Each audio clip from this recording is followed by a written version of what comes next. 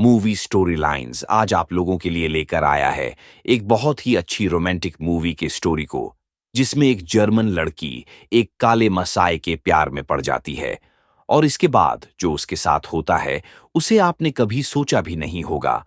और सबसे बड़ी बात कि ये कहानी एक सच्ची घटना पर आधारित है।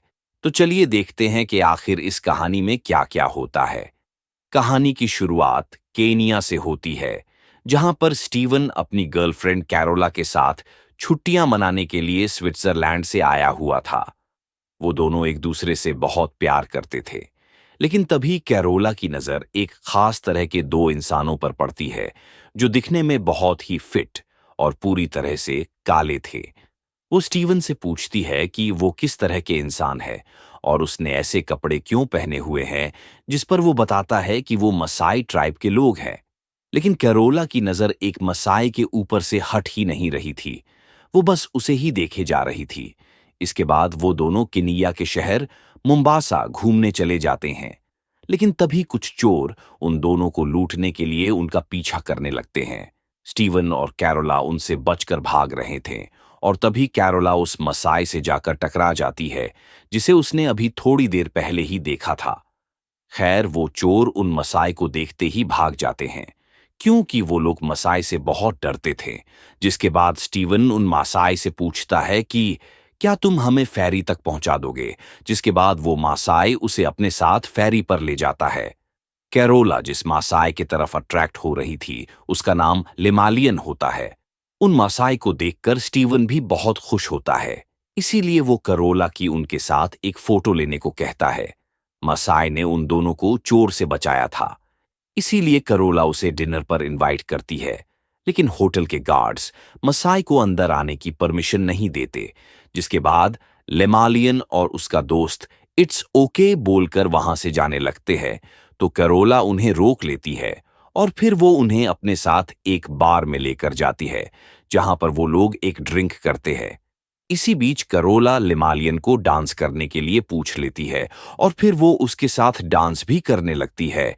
लेकिन डांस करते करते वो दोनों एक दूसरे के बहुत करीब आने लगते हैं। लेकिन तभी स्टीवन वहां पर आ जाता है। वो सब समझ गया था, इसीलिए वो लिमेलियन को धक्का देने लगता है। जिसके बाद कैरोला लिमेलियन से माफी मांगती है और स्टीवन को पकड़कर वहां से ले जाती है। होटल आने के बाद कैरोला बस लिमेलियन के बारे में ही सोच रही थी और आज उनका केन्या में आखिरी दिन था, क्योंकि कल वो दोनों वापस स्विट्जरलैंड लौटने वाले थे। अगले दिन जब स्टीवन और कैरोला टिकट लेने के लिए एयरपोर्ट जाते हैं, तो एकदम से कैरोला स्टीवन से कहती है कि मैं वापस नहीं जाऊंगी। स्टीवन उसे समझाने की कोशिश करता है, लेकिन वो फिर भी नहीं मानती।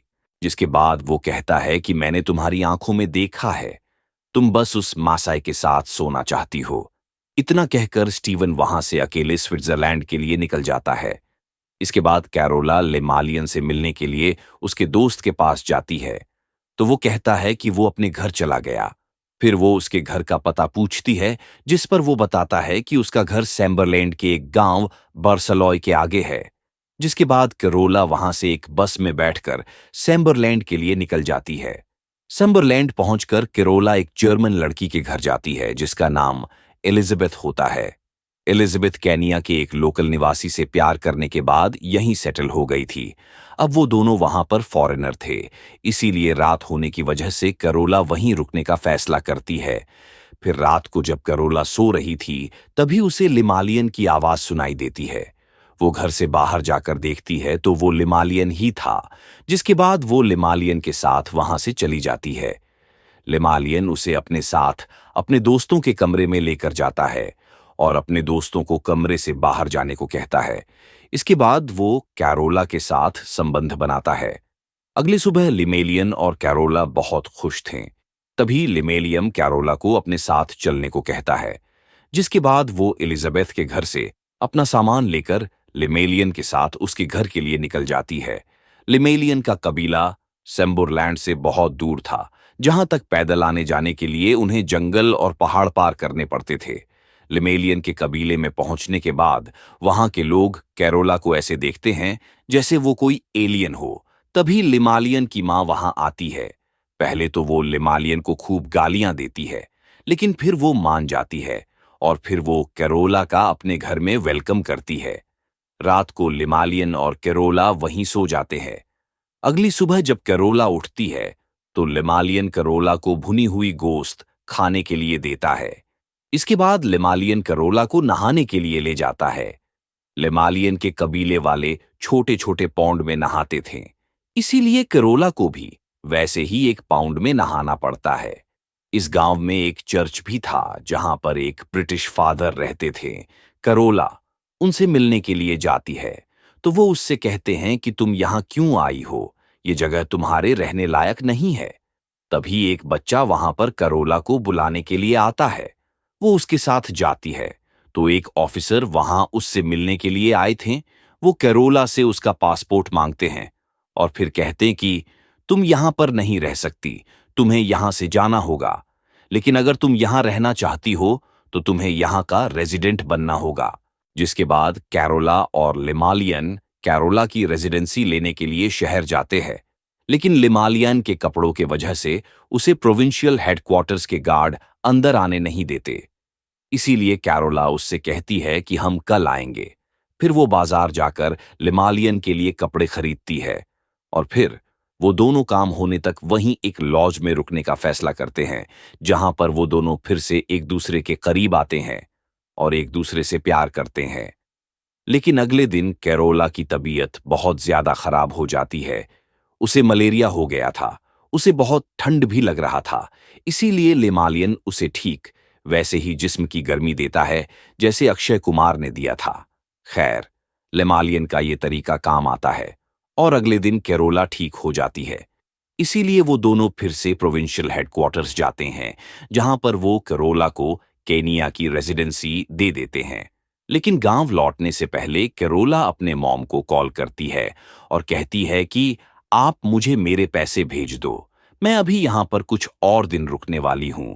जिसके बाद उसकी मां उसे पैसे भेज देती है और कैरोला उन पैसों से जाकर एक पुरानी कार खरीद लेती है। लिमालियन भी कार देखकर बहुत खुश होता है। वहां से लौटते वक्त कैरोला गांव के बहुत सारे लोगों को अपने कार में लिफ्ट देती है।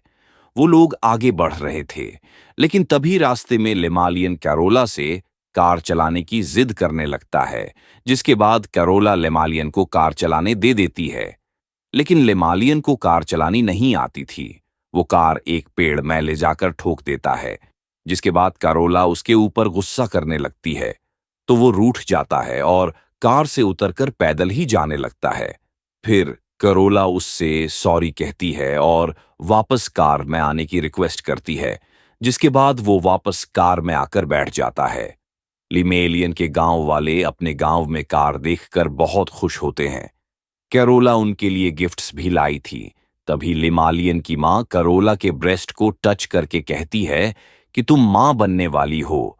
जिसके बाद वो लिमालियन को कैरोला से जल्दी शादी करने को कहती है और फिर उन दोनों की शादी के सारी रस्में शुरू कर दी जाती है।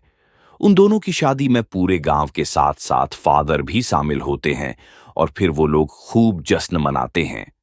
अगले दिन जब कैरोला की नींद खुलती है तो पूरा गांव खाली था। आसपास ढूंढने पर उसे एक जगह बहुत भीड़ दिखाई दे रही थी।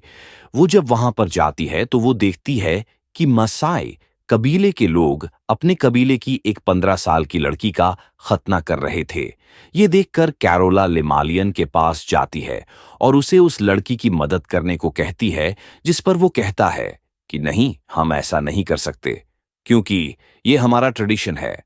इसके बाद कैरोला एलिजाबेथ से मिलने के लिए संबुरलैंड जाती है और उससे कहती है कि मैं बार्सालॉय में एक शॉप खोलना चाहती हूं, क्योंकि बार्सालॉय और लिमालियन के कबीले के लोगों को हर छोटी बड़ी चीज के लिए सेम्बुरलैंड आना पड़ता है। जिसके बाद वो उसे एक शॉप रेंट पर दिलवा देती है। लेकिन लिमालियन को कैरोला का ये आइडिया बिल्कुल भी पसंद नहीं आता। वो कहता है कि हमें पैसों की कोई जरूरत नहीं है। जिस पर वो कहती है कि ये सब सिर्फ पैसों के लिए नहीं है। तभी वहां पर एक लड़की भागते हुए आती है और कैरोला को अपने साथ लेकर जाती है। कैरोला जब वहां पर जाती है तो वो देखती है कि एक प्रेग्नेंट औरत सड़क पर दर्द से तड़प रही है और आसपास के लोग बस खड़े होकर तमाशा देख रहे हैं। कैरोला कबीले वालों से उसे उठाकर कार में चढ़ाने को कहती है, लेकिन लिमालियन कैरोला को उसे छूने से भी मना कर देता है और खुद भी कुछ नहीं करता। उसके गांव वाले भी बस खड़े होकर तमाशा देख रहे थे। कैरोला उन लोगों के आगे रिक्वेस्ट करने लगती है, जिसके बाद लिमालियन कैरोला के साथ मिलकर उसे कार में चढ़ाता है।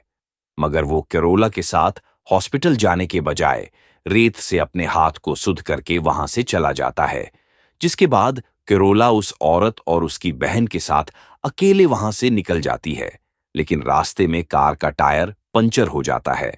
वो औरत बेचारी दर्द से बहुत ज्यादा तड़प रही थी और चिल्ला रही थी, जिसके बाद वो कैरोला और अपनी बहन को वहां से दूर चली जाने को कहती है और खुद से अपने बच्चे को बाहर निकालने की कोशिश करती है। लेकिन इस बीच वो बेचारी तड़प तड़प कर मर जाती है।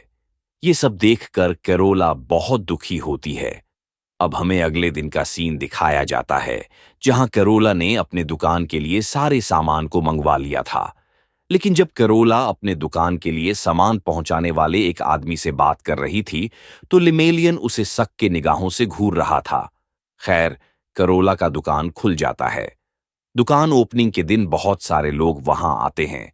लेकिन इस बीच जब कैरोला अपने सारे कस्टमर से हंस हंस कर बातें करती है, तो ये सब देखकर लिमालियन को बहुत बुरा लग रहा था। अब हमें थोड़े समय के बाद कैरोला को काम करते हुए दिखाया जाता है। वो प्रेग्नेंट थी, इसीलिए उसने दो लड़कों को अपनी दुकान पर हेल्प करने के लिए रखा था।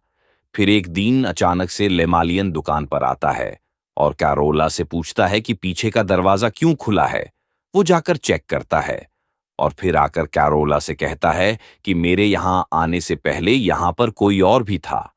कैरोला कहती है कि नहीं, यहां तो कोई भी नहीं था, जिस पर वो कहता है कि कहीं तुम मुझे धोखा तो नहीं दे रही। वो तुम्हारा बॉयफ्रेंड था ना? कैरोला उसे समझाती है कि नहीं, ऐसी बात नहीं है, यहां कोई नहीं था। लेकिन लिमेलियन कंटिन्यू उसके ऊपर चिल्लाने लगता है और फिर उससे कहता है कि ये बच्चा मेरा नहीं है, जरूर तुम्हारा किसी के साथ अफेयर है। इतना कहकर लिमेलियन वहां से चला जाता है। फिर रात को अचानक से कैरोला के पेट में बहुत तेज दर्द होना शुरू हो जाता है। लिमालियन की मां और कबीले वाले उसकी नॉर्मल डिलीवरी करवाने की कोशिश करते हैं, लेकिन उसे बहुत ज्यादा पेन हो रहा था। इसीलिए फादर वहां पर एयर एम्बुलेंस बुला लेते हैं, जो कैरोला को हॉस्पिटल लेकर जाता है। अगले दिन जब लिमालियन हॉस्पिटल जाता है, तो वो उस बच्चे का चेहरा देखकर समझ जाता है कि ये उसी का बच्चा है। इसीलिए वो बहुत खुश होता है। थोड़े दिनों के बाद जब कैरोला अपने दुकान पर जाती है, तो वो देखती है कि उसके दुकान में काम करने वाले एक लड़के ने शराब और सिगरेट पीना शुरू कर दिया है। कैरोला उससे शराब और सिगरेट छीनकर उसे काम पर से निकाल देती है। फिर जब रात को कैरोला अपने घर में सो रही थी, तभी उसे अपने घर के बाहर किसी के होने का एहसास होता है। वो जब जाकर देखती है, तो उसकी दुकान पर काम करने वाला एक लड़का छुरे के साथ खड़ा था। ये वही लड़का था जिसे कैरोला ने नशा करने की वजह से काम पर से निकाल दिया था। इसीलिए वो कैरोला को मारकर अपना बदला लेने आया था। मगर तभी वहां पर लिमालियन आ जाता है और उसे खूब मारता है। इसके बाद अगले दिन पंचायत लगती है, जिसमें गांव के सरपंच उस लड़के के घर वालों को 5 बकरियां मुआवजे के तौर पर कैरोला को देने को कहते हैं, क्योंकि उसने कैरोला पर जानलेवा हमला किया था। कैरोला उन बकरियों को ले जाकर लिमालियन को दे देती है, जिस पर वो कहता है कि अपनी पत्नी के जानवर चराना मसाई के सान के खिलाफ हैं। इन सब के बीच कैरोला की बेटी भी अब काफी बड़ी हो चुकी थी, लेकिन लिमालियन को कैरोला के एक कस्टमर पर उसके बॉयफ्रेंड होने का शक था, क्योंकि वो उसके दुकान पर रोज आता था और कैरोला उससे हंस हंस कर बातें भी क्या करती थी। इसीलिए एक दिन लिमालियन उस कस्टमर के सामने कैरोला की बेइज्जती करने लगता है और फिर अपनी बेटी को लेकर वहां से अपने घर चला जाता है। रात को कैरोला घर आती है, तो लिमालियन अपनी मां को ये सब बातें बता रहा था। वो कैरोला को देखकर कहता है कि इसका बॉयफ्रेंड है और ये एक होर है। जिसके बाद कैरोला अपनी बेटी को वहां से बाहर लेकर जाने लगती है, तो तभी वो एक बकरी के फीटस पर चढ़ जाती है, जिससे कि वो घबराकर चिल्लाने लगती है। उसके चिल्लाने की आवाज सुनकर सभी लोग वहां आ जाते हैं। तभी लिमेलियन की मां उससे कहती है कि घबराओ मत, ये बकरी का है। लेकिन लिमेलियन कहने लगता है कि नहीं मां, ये इसके अंदर से गिरा है। मैं तो इसके साथ अब कुछ करता भी नहीं। जरूर ये इसके बॉयफ्रेंड का होगा, जिस पर करोला उसके ऊपर चिल्लाने लगती है। तो लिमेलियन कहता है कि मैं जाकर तुम्हारे बॉयफ्रेंड को जान से मार दूंगा। करोला उसे रोकने की कोशिश करती है, तो लिमेलियन उसे एक जोरदार थप्पड़ लगाता है, जिस पर करोला भी उसे एक थप्पड़ लगा देती है। जिसके बाद लिमेलियन उसे अपनी लाठी से मारने लगता है, मगर वक्त रहते कबीले वाले उसे पकड़ लेते हैं। अब हमें अगले दिन का सीन दिखाया जाता है, जहां लिमेलियन अपने बालों को काटकर शहरी लोगों की तरह कपड़े पहनकर करोला के पास जाता है और उससे कहता है कि क्या अब तुम मुझे पसंद करोगी। तभी उसे उस हाल में देखकर फादर भी वहां आ जाते हैं। लेकिन फादर को देखते ही लिमालियन फादर को मारने लगता है और उनसे पूछने लगता है कि क्या तुम भी मेरी वाइफ के साथ सोए हो। जिसके बाद कैरोला लिमालियन से फादर को छुड़ाती है। फिर जब शाम को कैरोला घर जाती है तो वो लिमालियन से कहती है कि मैं 2 हफ्ते के लिए स्विट्जरलैंड जा रही हूं, क्योंकि मेरी मॉम मेरी बेटी को देखना चाहती है। अगले दिन कैरोला अपने बेटी के साथ वहां से जाने लगती है। गांव वाले गाना वाना गाकर उसे गुड बाय करते हैं। लेकिन वहां से जाते वक्त लिमालियन कैरोला से बार बार एक ही बात पूछ रहा था कि वो वापस तो आएगी ना, और कैरोला उसे बार बार यही जवाब दे रही थी कि वो जरूर वापस आएगी। लेकिन जब कैरोला अपनी बेटी को लेकर बस में चढ़ने लगती है, तो लिमालियन अपने बेटी के सर पर हाथ फेरता है और फिर कैरोला से कहता है कि मुझे पता है कि अब तुम वापस कभी नहीं आओगी। जिस पर कैरोला कुछ नहीं कहती है और बस मैं बैठकर वहां से चली जाती है। वहां से जाते वक्त कैरोला बहुत रोती है। कैरोला अब वापस कभी लौटने वाली नहीं थी। दोस्तों, इस कहानी से हमें क्या सीख मिलती है, आप हमें कमेंट करके जरूर बताना। वैसे कुछ दिन पहले ही मैंने एक ऐसे ही कहानी सुनाई थी। अगर आप लोगों ने उसे नहीं सुना है तो वॉच नेक्स्ट पर क्लिक करके उसे जरूर से देख लेना। सो वेल गाइस, आज के वीडियो में इतना ही। Thanks to you, good bye.